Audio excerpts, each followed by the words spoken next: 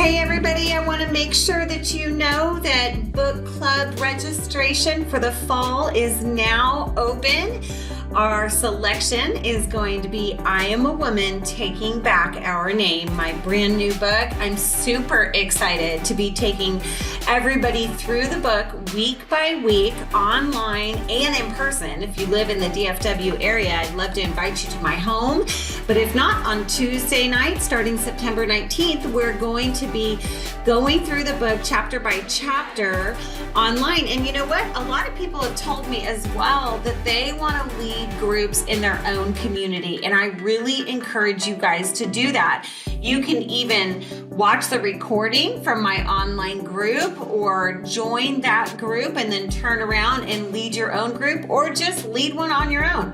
The website has the discussion guides. You'll get a welcome video and a discount on registration for a group of books if you start your own book club today. So make sure to check it out at iamawoman.us.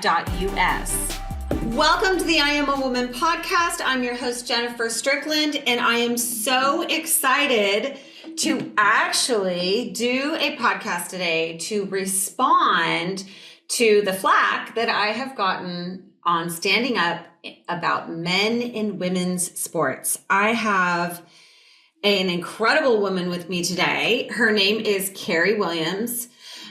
Over the past 27 years, Cary has been in the boxing and fitness industry. She's been featured on NBC, CBS, ABC, and Fox. So we're super lucky to have her on the podcast today. She's been in Shape, Fitness Magazine, Entrepreneur Success, USA Today, the New York Times. Cary has even graced the cover of Muscle and Fitness, Hers, and appeared on the popular NBC show Fear Factor. Oh my gosh, you guys probably recognize her. I personally didn't watch Fear Factor because it made me feel like, wow, I am completely uncoordinated and not strong enough. So Cary, welcome to the show. Thank you. Thank you for having me. So I want everybody to understand Cary's background in the boxing world. She's boxed competitively in the amateurs and won the Pacific Northwest Women's Tournament before hanging up her gloves. She's now a level 4 Olympic level boxing coach with USA Boxing. She's trained many boxers that have made it to the Olympic trial qualifying tournaments. She has caught the attention of many when she trained and cornered a female boxer for 3 Olympic tournaments, all done without the help of an assistant coach. So she also, by the way, which I'll give a shout out in the notes, she's also the founder of Tussle, where she designs and creates gear specifically for girls and women. She's got her Tussle t-shirt on right now. And also gloves, boxing gloves that are the most versatile gloves on the market for young women. So Cary, you are very accomplished in the boxing world. I respect you so much. I would never want to be in the ring with you.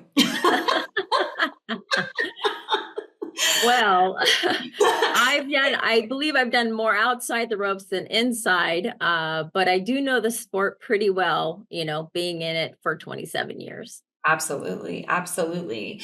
So we've had this huge controversy with the Olympics. There are 2 boxers who are allegedly male or allegedly female, and everyone is having a very difficult time figuring out which they are. First of all, what do you think led to this? Cary, what is at the root of this problem? Because I think it's a new problem in the last, what would you say, maybe 10 or 15 years? Maybe this was going on longer. But where did this problem originate when it comes to having men in women's sports?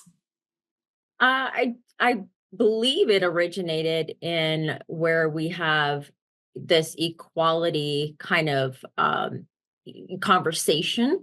Everybody's equal. It doesn't matter if you're a boy, you're a girl. Unfortunately, it does kind of go back to where you have extreme feminists that, are like, I'm just as strong as a man. I'm just as this as a man, I get all of it, believe me. Equal rights are very important, obviously, but men and women are biologically different, and there are reasons for that. But I think that it unfortunately kind of started way back then, and then it progressively got into, uh, into sports. So now we're here, a lot in between, but now we're here and we're talking about a biological male competing against a biological female. Right. And we're looking at that at the Olympic level in a sport such as boxing. And I think you're 100% right that the roots of this were in the feminist movement, where really, when I looked into the feminist movement, I realized that their original agenda was actually like the annihilation of gender. It wasn't just about women getting a right to vote and all of that. And now we see that a lot of quote unquote feminists are not speaking up. Do you consider yourself a feminist?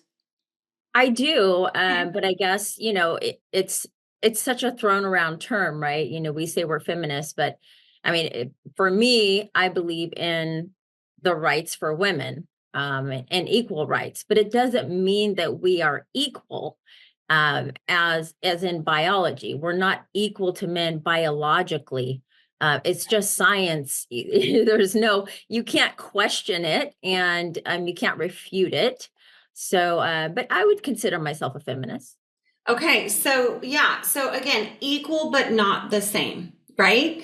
I agree with you that we are equal but not the same. And I think that somewhere along the line, radical feminism began to sort of preach this idea of sameness. A woman can do anything a man can do, and vice versa.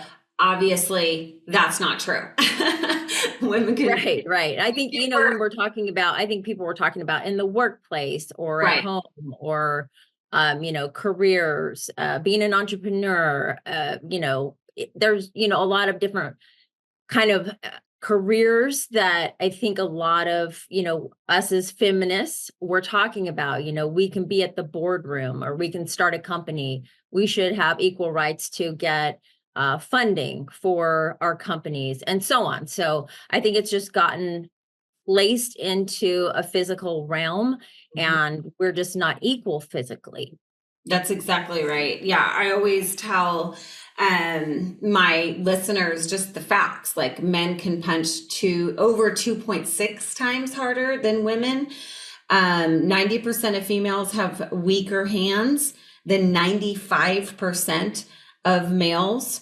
And almost all men can kill almost all women with their bare hands. So we are not the same. We also know that 90% of rape victims are female and 99% of rapists are male. So right. So we are biologically not the same, and actually psychologically, male aggression is a very real thing.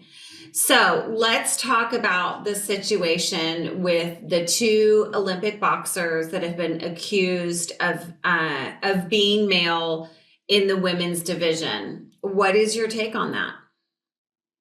Well, this is the thing. The IOC should have done an independent test. The IBA did two independent tests for these two individuals, which they did a second one last year. They did one in 2022. They did one in 2023. First one came up inconclusive, which in their testing means not a woman. And then the 2023 test came up conclusive, not a woman. And so, IOC could have very easily just done a cheek swab to see what's going on, what's biologically going on, what are the chromosomes, what's the testosterone level, all these things could have been done by the IOC to make it a fair and safe competition, but they didn't. They just went off of a birth certificate. And, this is the thing. Individuals can't, there was a track star that had DSD, and they were really biologically male. I'm talking internally. So a person that has DSD can actually have external female genitalia, but internally have testes, which means that they're going to go through male puberty. And going through puberty with that level of testosterone going through their body creates their body differently than a woman, and goes back to all the differences between a man and woman. So we're talking, bone density, we're talking muscle, we're talking, lung capacity, heart size, width of shoulders. I mean, you could go on and on, size of hands, and so on. So, Right. yeah, I wish that the IOC would have just kind of paused for a moment. Actually, you know what? Honestly, I wish that they would have taken those test results that they got 2 years prior and taken heed to that and actually tested these individuals before the game so that they would have the results before we actually started in the competition. Yeah, I think you're exactly right. And because they didn't do that, we ended up putting women at serious risk, right? So just so that everybody who's listening understands, the IOC is the International Olympic Committee, and the IBA is that the International Boxing Association, right? Right. And so the situation that we have, you guys, is that the World Boxing Association gave these two boxers two separate gender tests. Okay. And I think this really comes down to language, because the left says gender is chosen by the individual.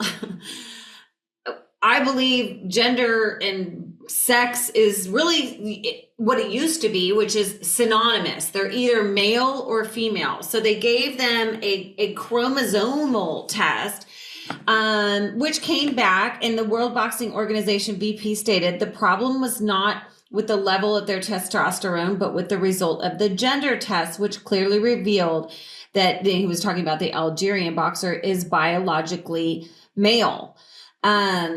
So I want to play a clip from the well-known sports scientist Ross Tucker.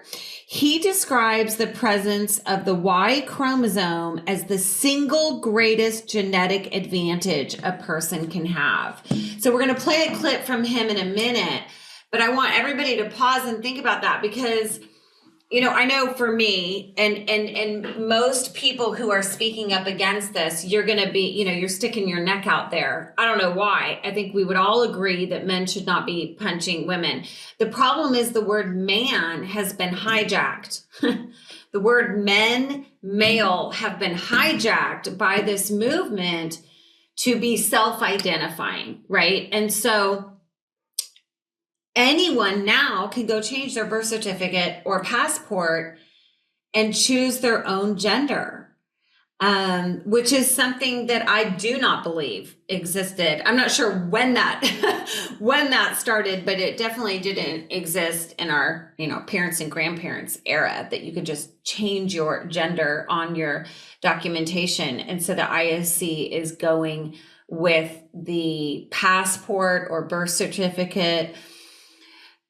Cary, what would you say to all of the people who are crying out, this is so cruel to punish, these athletes, they were born with DSDs, they're female, they're women, they were raised women, they were born women. What would you say to that?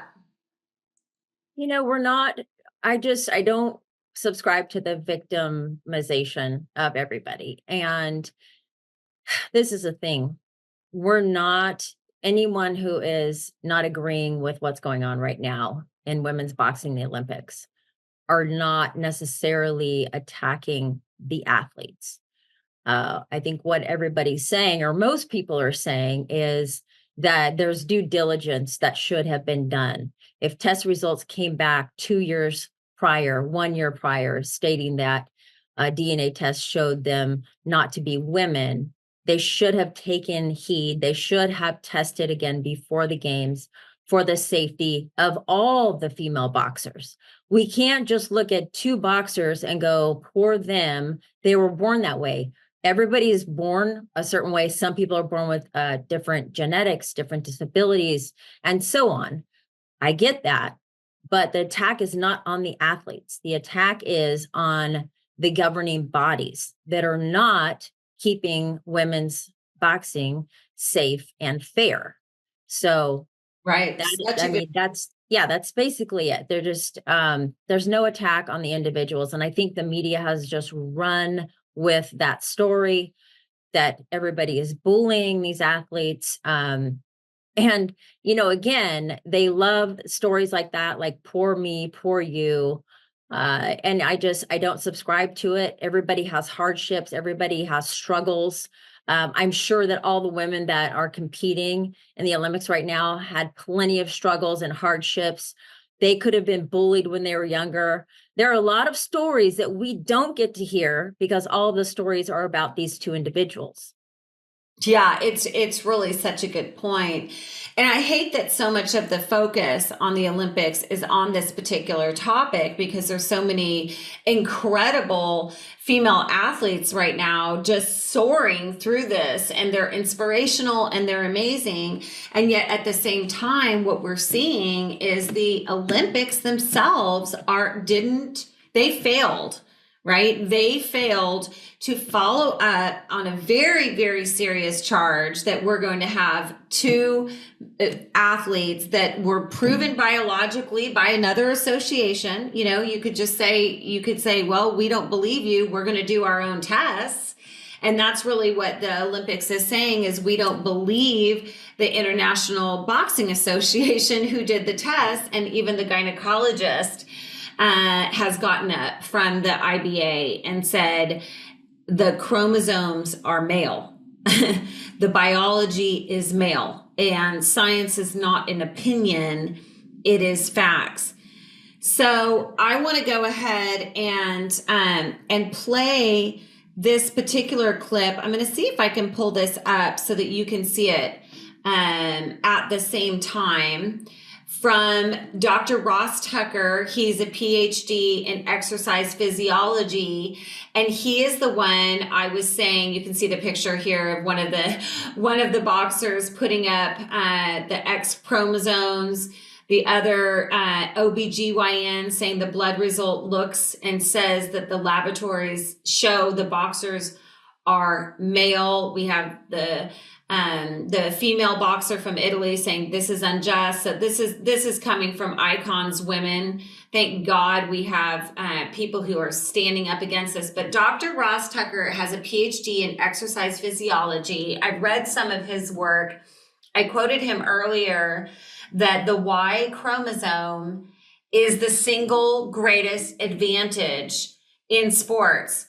So I think that's a really important. I love what you just said. I just want to say this, Cary. I love what you just said, because it's not about the athletes. It's about the policies. And I want to make sure that I keep that in mind as well. But at the same time, I am wondering about the coaches and so forth. Let's go ahead and play this clip, because I don't think I think maybe the athletes know exactly what they're doing. That's concerning too. Okay, let's play this clip. Fundamental point that you should appreciate is that the IOC are saying these things because they are defending a choice. They have to say things like this, even when they're nonsensical and unscientific, because they've made a choice, and their choice is inclusion at the expense of safety and fairness for females. If the choice were different, like it was for swimming, like it even was for the IBA, then you would have to justify a different thing, a different behavior, because you've chosen fairness and safety rather than inclusion. Then you might say, well, now I must justify why I'm testing the chromosomal sex of all the athletes who want to participate. But it's about choice.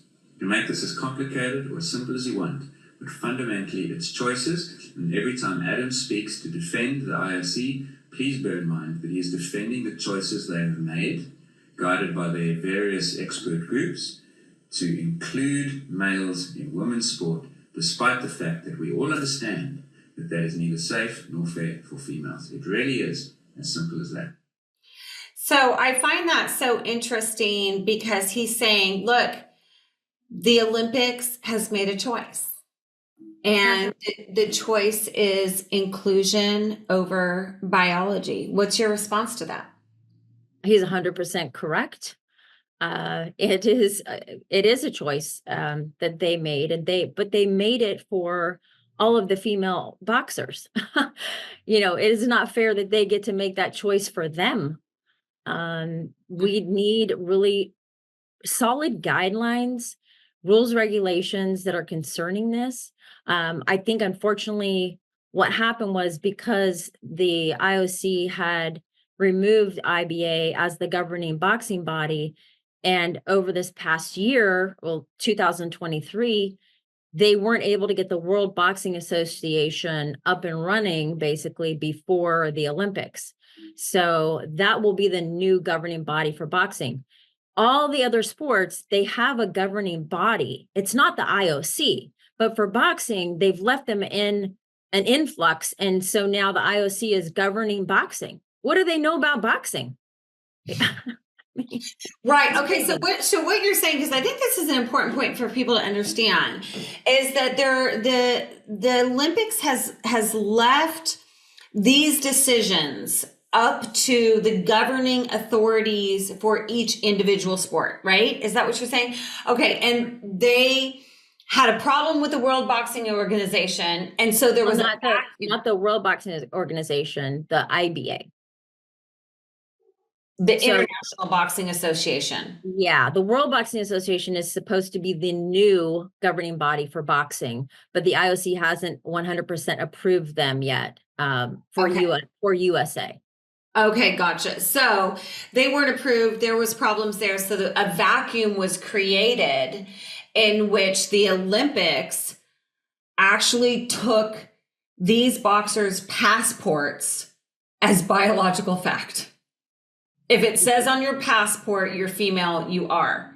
Well, that may have been the case for our grandmothers, but it's not the case for this generation, because you can change a passport any day you want to, because now gender identity, which is imagined, is now considered fact in case of law and policy. I can go down and say, I am now a male. All I have to take my makeup off, throw my hair back in a ponytail, and say, I want my passport changed to say male.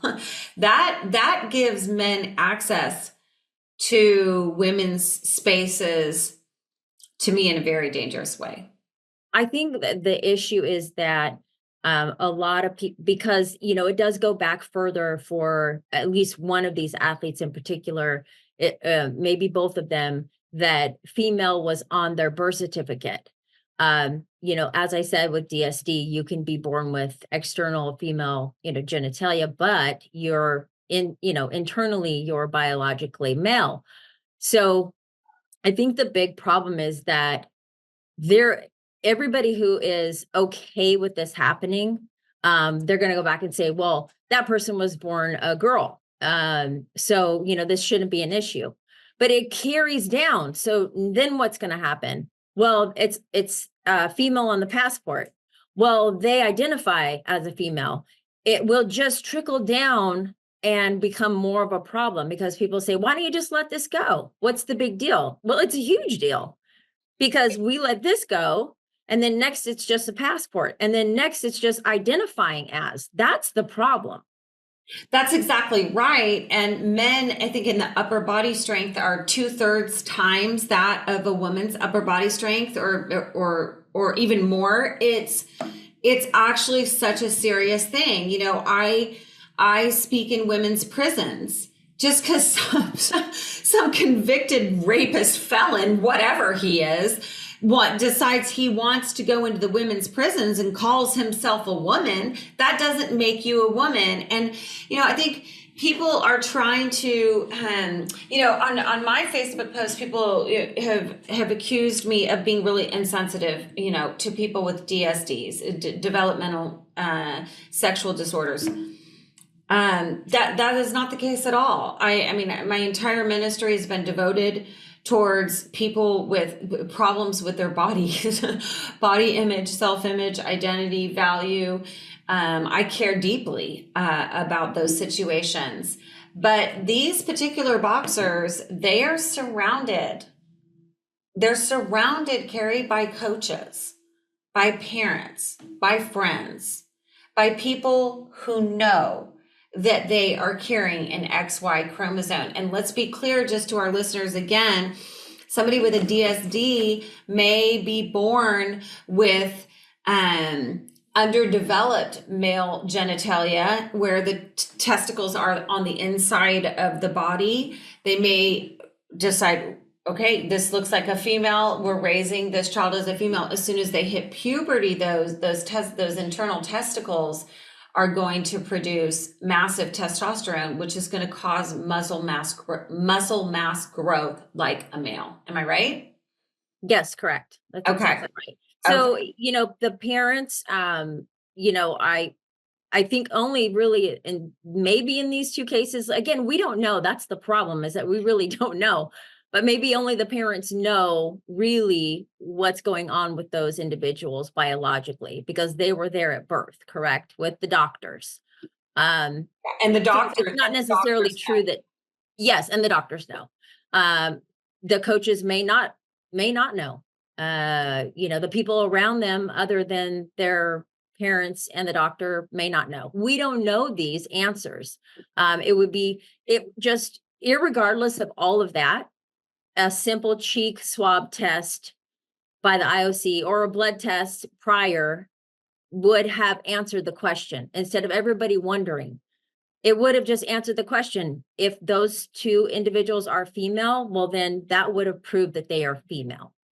Yeah. And again, just the way that doctor was just explaining, the Olympics is making a choice. They are making a choice for what they call inclusion, which is a loaded term that it really doesn't mean inclusion, because, if you speak up against this, you're not included. So they're choosing the quote unquote diversity and inclusion over biological fact. If they wanted the biology, if they cared about the biology, they could have done another cheek swab test in the middle of the Olympics before he got in the ring with another person. And I know these people use she pronouns, but I want to be clear to my audience who we're talking about. Part of the difficult thing is, I don't know if you're aware, but the Olympics put out a document prior to, I think it was back in, well, it could have been May or June, but they put out a document that is like language rules for the journalists that cover the Olympics. And there's the athletes. Mm-hmm. And athletes. Okay. And athletes. So athletes as well. Okay. So whenever athletes or journalists or coaches or people are talking about the Olympics, they're not allowed to use the terms biological male and biological female. Yeah, there are a lot of things that the media and the athletes and coaches are not supposed to be saying. So they follow those guidelines, because the unfortunate thing is that all of these individuals have worked very, very hard and many, many years to get to where they're at. And so they will do what the IOC tells them to do. Right. And so do you believe then this is the silencing of women who want to speak up, or even men and other coaches? Well, yeah. I mean, I think that if you have rules and guidelines saying you can't say this, you can't say that, well, yeah, that's silencing. It's silencing. And the problem with it is, you guys, is that when you go and read an article in the USA Today or any liberal, newspaper or whatever you might be reading, they're referring, and the Olympics as well, the broadcasters, everybody has to refer to these people with she pronouns. They cannot say the words biological male, biological female. I mean, it really is information control, and it's control over the language, which, if any of you guys are reading I Am a Woman, I go through that as a criteria for a cult, a criteria for a brainwashing movement. When you try to control the language, you're trying to control the people and the narrative. So it really puts athletes in a tough position because, here we are outside of the Olympics saying every woman must speak up. Is that impossible, Cary? Yeah, I believe so, because a lot of them are fearful. And like you said, when I mean, you have an entity that's telling people what they can and cannot say, and that entity has control over, I mean, a lot of them, their life, their livelihood, their hopes and dreams. So most of them are not going to speak out about this, no matter how they feel about it. Wow, that is really sad, because I don't really know how we're ever going to change the tempo here with allowing men and women's sports, or we'll just even say people with XY chromosomes, which to me means male, means man. But however you want to say it, how are we ever going to eliminate and turn the situation around if athletes aren't willing to speak up? Yeah, I mean, maybe with individuals such as yourself, myself, individuals that have that experience in these different sports to stand up and speak out. And maybe that gives, other women, maybe it gives them the strength to go, you know what? I can't do this anymore. I need to stand up. It's more important than me as an individual, because that's really what it comes down to. I can be very fearful. I'm going to, get this message, that message, so and so is not going to work with me anymore, or this company, that company. The problem is that if you're constantly fearful, then you're never going to excel as a human. And also, you're not going to be helpful to those that really need your help. So for all of the girls and the women out there who are fearful of standing up, speaking out, and maybe having to step out of the ring of a sport, Mhm. you have to, because this is the time where the change has to happen. If this is left to be what it is in our Olympic Games right now, it will just continue to get worse, and there will be more of it, and there will actually be, men who identify as women, irregardless of all the biology and the medical, but literally just identifying as women, blatantly coming into women's boxing. And if we don't stop this now, that's what will happen in the future. Absolutely. And I think someone's going to get killed, particularly with boxing. Well, and the I don't want to say funny, but I mean, the interesting thing is that in all of the Olympic Games right now, and all the sports, which one is potentially the most dangerous? Probably boxing. Probably. And this is the one sport where this is being allowed. So yeah, it's time to speak up. Yeah, I 100% agree with you. If we do nothing, and I think this is what everybody has to understand, if we do nothing at a time like this, then women's athletic sports will be gone. And our daughters and especially granddaughters will be left being kicked in the head with soccer balls and hit with volleyballs and tackled and boxed it. I mean, it just goes on and on. They will lose their medals, their scholarships, their dignity, their opportunities, and they already are. They already are. So I hate that this has happened, but I'm glad that it's happening on such a world stage so that everyone can see the deceit and confusion of it. And at the same time, you have to be really tough, Cary, right? I mean, because I don't know if you've experienced this, but I was telling you before we started recording, since I took a stand on this, I had a Facebook post that had, I don't even know, over 75,000 shares. It went crazy, went all over the place. And it has over 10,000 comments on it. Like, I can't even keep up with what people are saying, but I was threatened with my life. I was told that I was a word whore.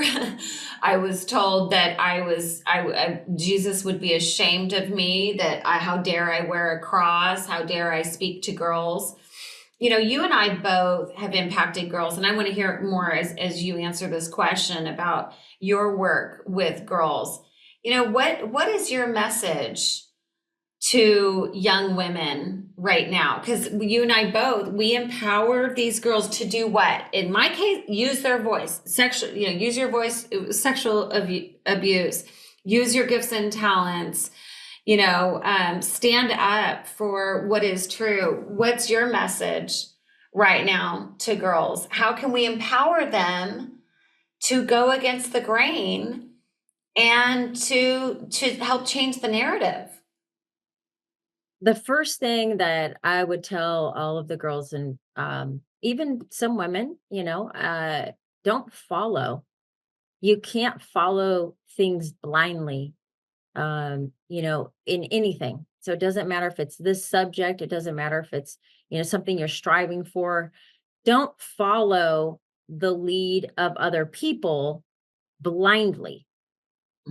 You have to dig in and you have to understand, you have to be educated and gain knowledge on your own.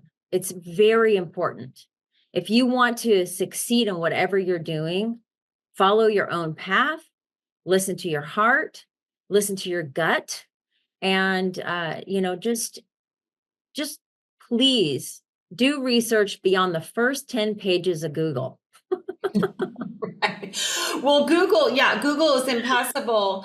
I started researching this in the very beginning. I was like, okay, all these journalists are using the rules of the Olympics. They're not saying, at that point, I didn't even know if these people were trans or had DSDs. I mean, people didn't know in the very beginning, but they won't even use those words to clarify for people that this is a biological male with XY chromosomes that has internal testes, but does not have a uterus. I mean, let's just tell the dang truth. And so because of that, people are having to dig and find what really is true. So I love that. Go beyond the first 10 pages of Google. That's a good one.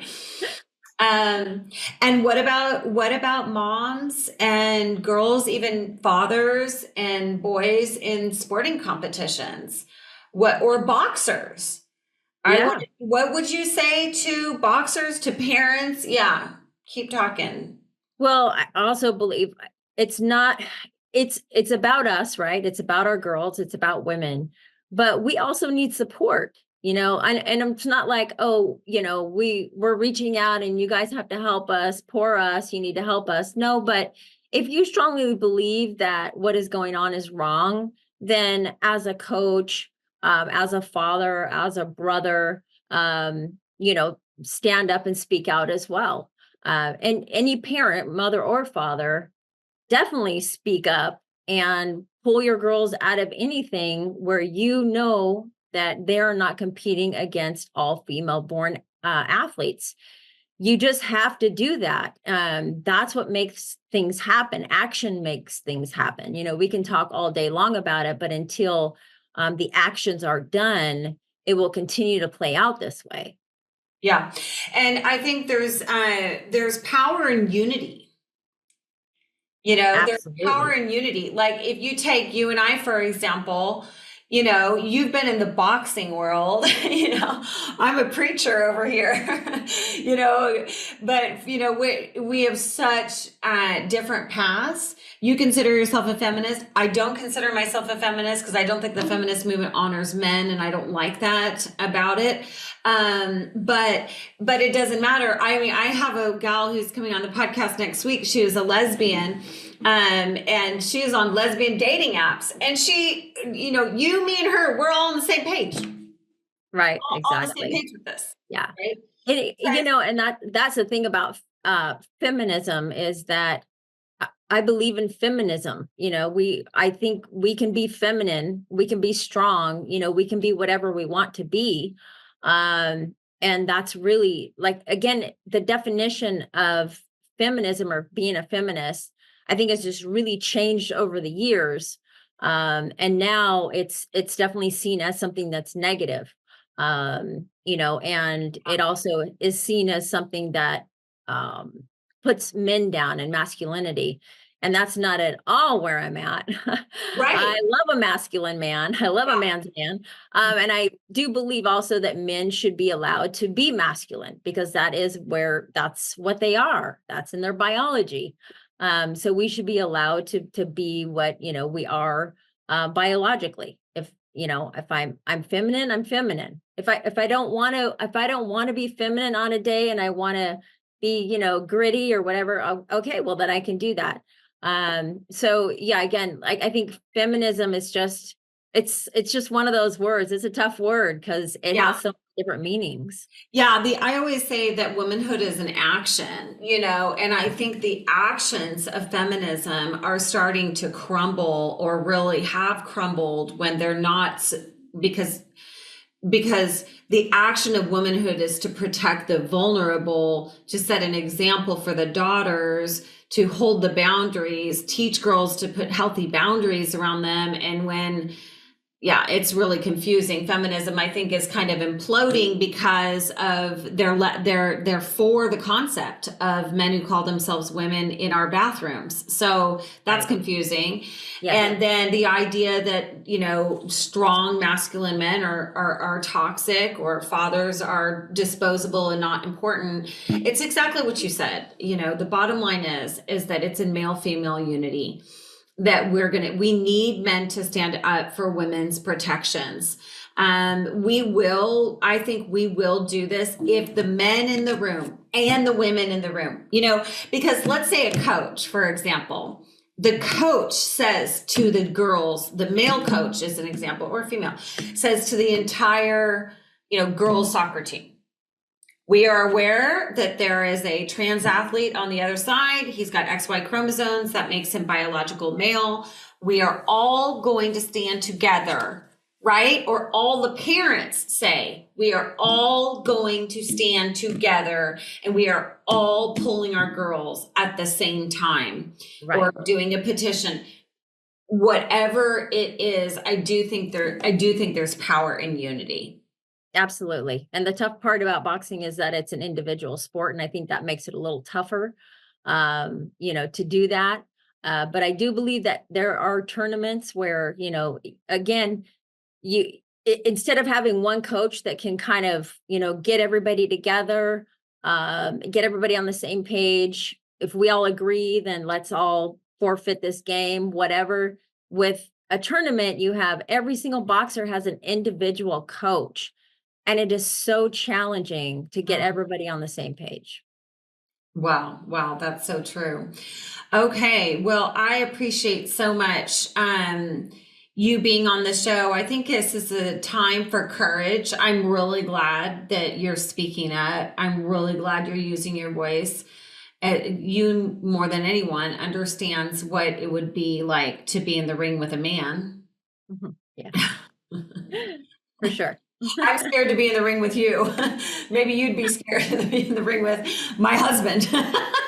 But because we both, it sounds like we're both married to very strong masculine men. But your voice is very valuable in this conversation. You guys, courage is really important right now, and clarity is really important. I think that the clarity of the language and the fact that the Olympics is suppressing honest journalism, honest conversation. I did not realize that all of the athletes are also under this sort of, zip your mouth, muted silence thing where they're not allowed to openly talk about how they feel about trans athletes or people with DSDs, XY chromosomes in women's sports. So that's really, really concerning.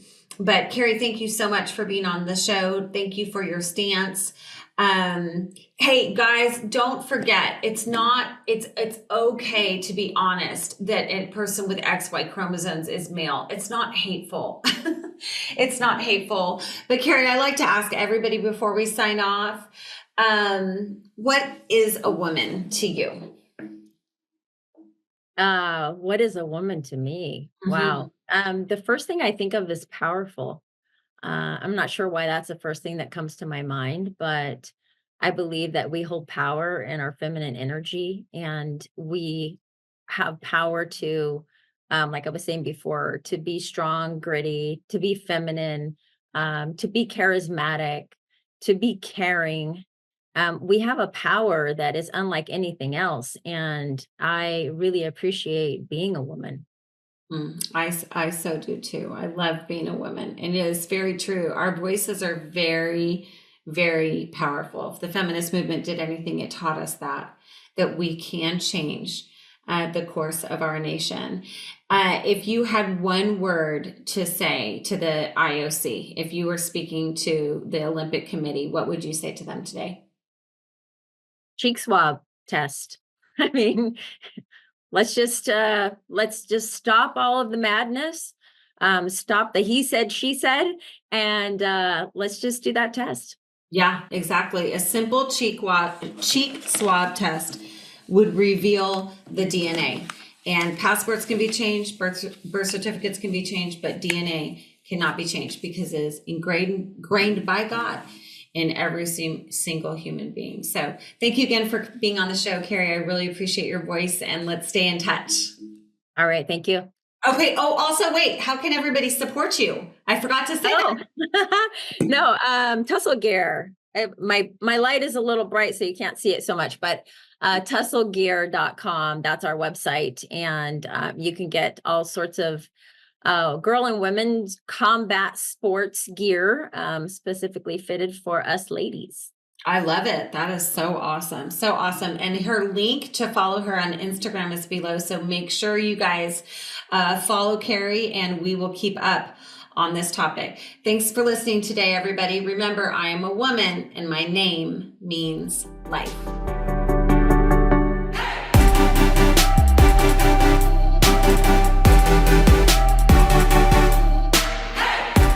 You enjoyed this podcast today, everybody. I'm super grateful to have you along. So don't forget to go to iamawoman.us and sign up for the book clubs today. Also, if you have not subscribed to my YouTube channel, make sure to do that as well. I wish you guys the very, very best, and we will see you next time.